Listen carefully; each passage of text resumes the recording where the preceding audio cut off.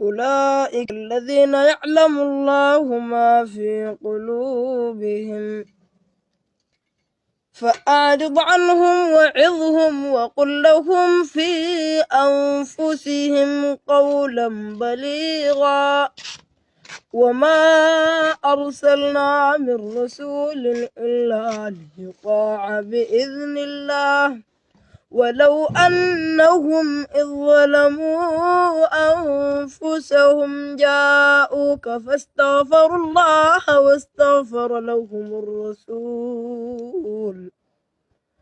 لوجدوا الله توابا رحيما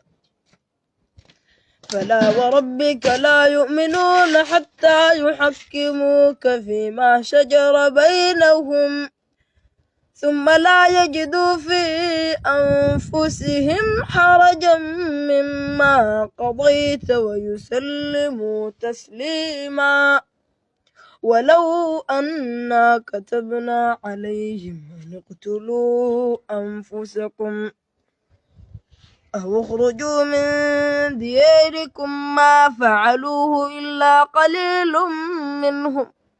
ولو أنهم فعلوا ما يوعظون به لكان خيرا لهم وأشد تثبيتا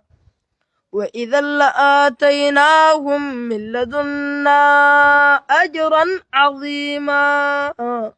ولهديناهم صراطا مستقيما